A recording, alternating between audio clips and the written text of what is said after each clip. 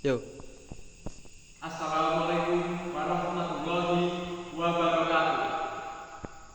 Alhamdulillahirabbil alamin wa bihi nasta'inuhu ala umuri dunya wa din. Asyhadu alla ilaha illallah wa asyhadu anna Muhammadar Rasulullah. Allahumma sholli ala sayyidina Muhammad wa ala ali sayyidina Muhammad. Amma ba'du. Ayyuhan nas fa ya ibadallah ittaqullah haqqa tuqatih wa la tamutunna illa wa antum muslimun. Qala Allah ta'ala fil Qur'anil Karim, a'udzubillahi minasyaitonir rajim. Bismillahirrahmanirrahim. Innamal mu'minu ikhwatun fa aslihu baina akhawaykum wattaqullaha la'allakum turhamun. Jamaah masjid rahimakumullah, pertama-tama marilah kita panjatkan puja dan puji syukur atas kehadiran Allah Subhanahu wa taala. Berkat rahmat, nikmat serta hidayahnya kita semua bisa berkumpul di masjid tercinta ini. Salawat serta salam tetap tercurahkan pada junjungan Nabi besar kita Nabi Muhammad sallallahu alaihi wasallam. Semoga keluarga, sahabat serta umatnya mendapatkan syafaatnya di yaumul akhir nanti. Jamaah masjid rahimatullah, di kesempatan kali ini saya akan menyampaikan khutbah Jumat yang bertema adab di kehidupan sehari-hari.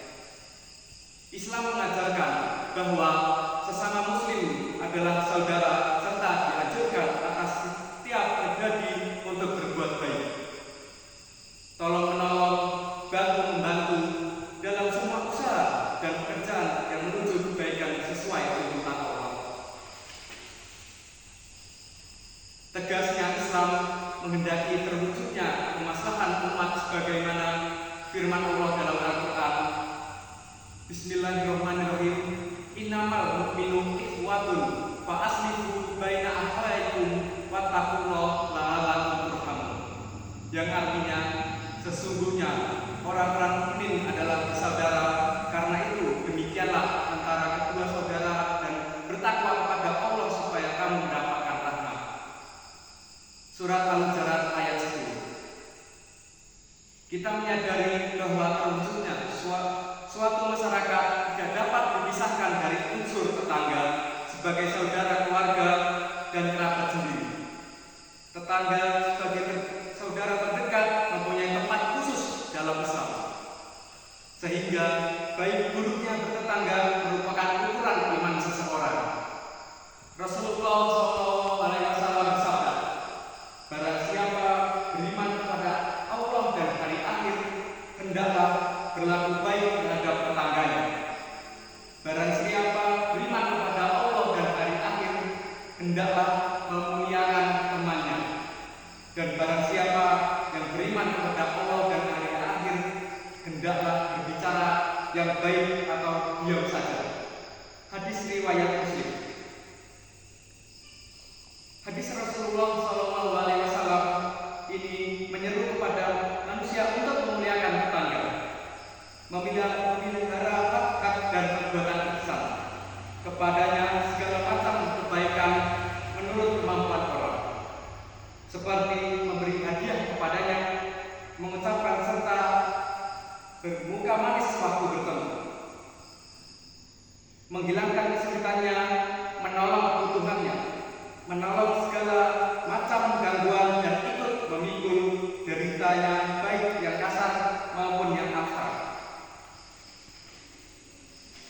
Saudara-saudara kaum muslimin yang berbahagia, menurut ketentuan yang disebut tetangga ialah keluarga yang bertempat tinggal di sekitar masing-masing, yaitu antara 4 atau 50 rumah dari setiap arah, kiri, kanan, depan, dan belakang.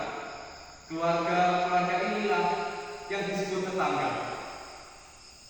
Mereka pertama kali wajib digauli dengan baik sebelum bergaul dengan keluarga lain.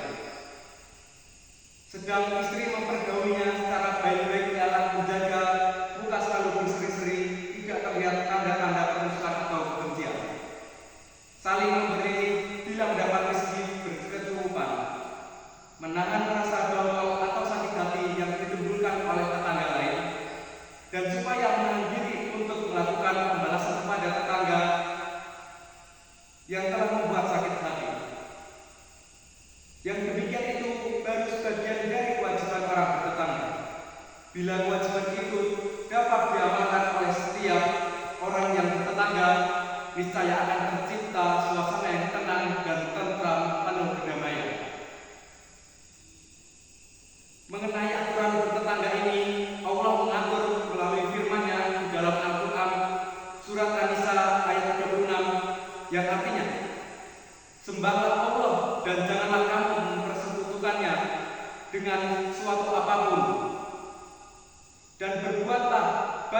kepada dua orang ibu bapak karib, kerabat, anak yatim, orang-orang miskin, tetangga yang dekat dan tetangga yang jauh, teman sejawat, Ibnu Zabil, dan hamba sahayamu.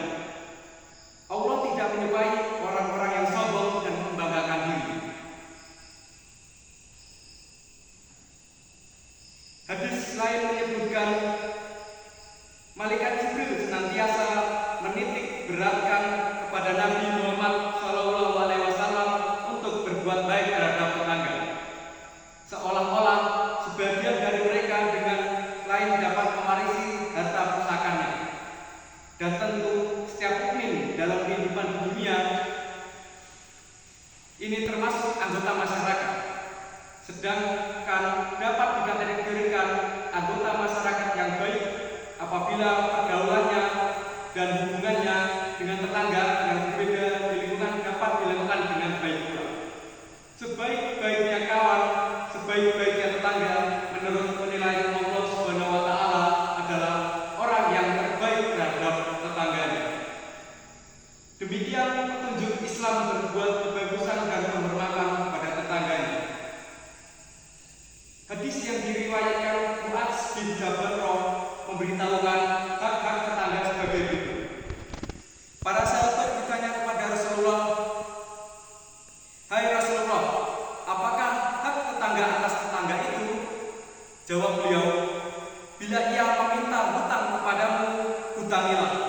Bila meminta tolong, berilah pertolongan. Bila sakit, sambangilah. Bila membutuhkan sesuatu, berilah. Bila kekurangan, cukupilah kekurangan itu. Bila memperoleh kebaikan, ikutlah bergembira. Bila menderita musibah, hiburlah hatinya. Dan bila meninggal dunia, antarlah jenazahnya." Dalam hadis lain, Nabi Muhammad SAW bersabda, "Kamu jangan meninggalkan bangunan hingga menutupi udaranya, selain dengan izin, dan jangan kamu mengganggunya dengan bau periukmu, kecuali kamu memberikan sebagiannya. Jika kamu membeli buah-buahan, hadiahlah dia, dan jika kamu tidak memberinya, simpanlah buah itu rapat serapat-rapatnya. Dan jangan kamu mengeluarkan anakmu membawa buah itu, sehingga mengundang kemarahan anaknya." Hadis riwayat Tabrani. Sidang Jumat yang berbahagia, open kompleks di dalam lingkungan kehidupan bermasyarakat hendaknya dijauhkan sedikit mungkin. Dan rasanya hal itu tidak akan timbul manakala ke-10 faktor yang telah bisa nyelemen oleh Rasulullah SAW. Itu prakteknya kalau dilihat dari segi yang lain, hak-hak di dalam hubungan bertetangga dapat dibagi menjadi 3 kelompok, yaitu yang pertama sebagai hubungan bertetangga yang mempunyai 3 macam hak, yaitu hak tetangga, hak kerabat, dan hak sesama muslim. Jika tetangga itu kebetulan masih kerabatnya sendiri yang muslim. Kedua, sebagai sebagian lagi hubungan bertetangga yang mempunyai 2 hak, yakni hak tetangga dan hak sesama muslim. Jika tetangganya itu adalah bukan kerabatnya, akan tetapi dia muslim. Yang ketiga, sebagian lain berhubungan tetangga yang mempunyai 1 macam hak, yaitu hak bertetangga. Jika tetangganya itu bukan muslim lagi, pula bukan kerabatnya. Saudara-saudara kaum muslimin yang berbahagia, termasuk kebahagiaan seorang apabila tinggal dalam suatu tempat lingkungan yang memperhatikan dan mencintai. Namun apabila lingkungan tempat tinggal terdiri dari orang-orang yang buruk, gemar mengacau ketentraman tetangganya, berusaha merugikan baik terhadap materinya, kehormatannya, atau jiwa dan lain sebagainya, maka hal itu termasuk sesuatu yang menjadikan seorang sengsara. Perilaku yang buruk seperti itu tidak akan keluar dari seorang mukmin. Oleh karena itu, Rasulullah SAW dengan sungguh-sungguh dalam menjelaskan hingga beliau bersumpah 3 kali bahwa bukan seorang mukmin yang tetangganya tidak aman dari keburukannya atau hal-hal yang menyebabkan tetangganya mendapatkan bencana ditimbulkan oleh orang-orang tersebut. Rasulullah bersabda, "Wallahi yu'minu, wallahi yu'minu, wallahi yu'minu. Kila wa ma ya Rasulullah qala allazi la ya'manu jaruhu bawa iko." Yang artinya, demi Allah tidak beriman, demi Allah tidak beriman, demi Allah tidak beriman. Ditanyakan oleh seseorang, "Siapa wahai Rasulullah?" Beliau bersabda, "Orang yang tetangganya tidak aman dari bencana-bencana." Hadis riwayat Bukhari, Muslim, Ahmad dan lainnya. Apapun yang dikategorikan menyakiti hati tetangga di sini ialah segala tingkah laku yang dapat mengusik ketentraman seperti cara mengintai rahasia, mengganggu hak miliknya, menyebarluaskan keburukan dan lain-lain. Tentang hubungan adab dosa bagi orang-orang yang menyakiti tetangga ini diberitakan dalam hadis Rasulullah SAW sebagai berikut: "La yadkhulul jannata man la ya'manu jaruhu bawaqiqah." Yang artinya, tidak dapat masuk surga orang yang bertetangga tidak merasa aman dari gangguannya. Hadis riwayat Muslim. Rasulullah bersabda di hadis riwayat Bukhari, Muslim, Tirmizi dan Nasai yang artinya, dari Abdullah bin Mus'ad, Rasulullah SAW pernah ditanya tentang dosa yang paling besar di sisi Allah Subhanahu wa Ta'ala. Maka beliau menyebutkan 3 macam perkara. Yang pertama, menyekutukan Allah Subhanahu wa Ta'ala padahal Dia yang menciptakannya. Yang kedua, membunuh anak karena dia takut memberi makan kepada dia.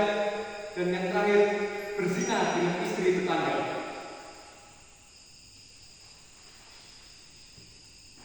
Rasulullah bersabda di hadis yang lain, seorang laki-laki datang kepada Rasulullah seraya berkata, "Ya Rasulullah, tunjukkanlah kepada aku suatu amalan yang apabila menepatinya aku akan masuk surga."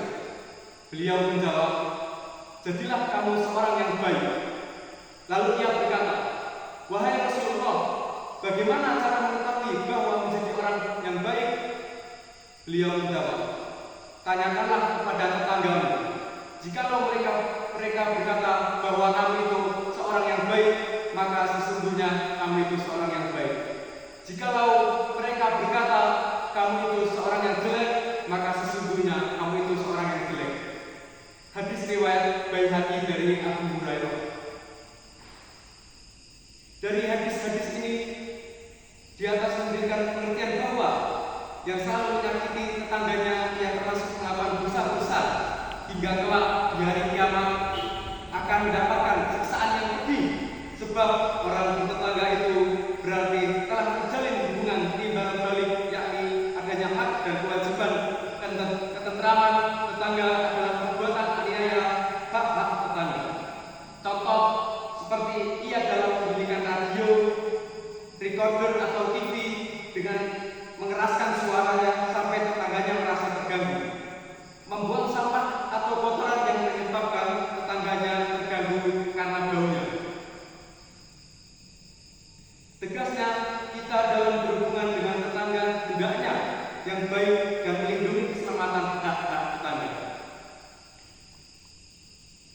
Wal asri innal insana lafi khusrin illa alladzina amanu wa amilus solihati wa tawasaw bil haqqi wa tawasaw bil sabr. Wa qur rabbighfir warhamni wa anta khairur rahimin.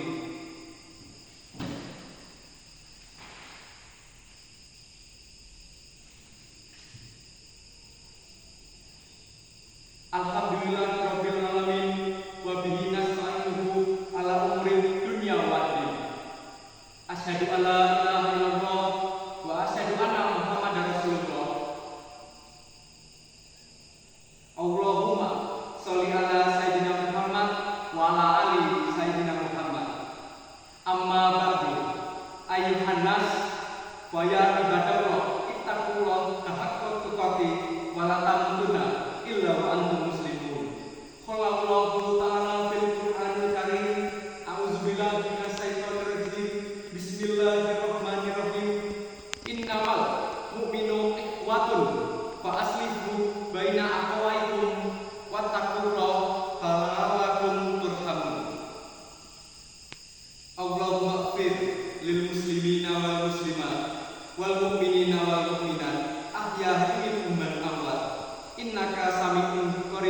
mujibu da'wat.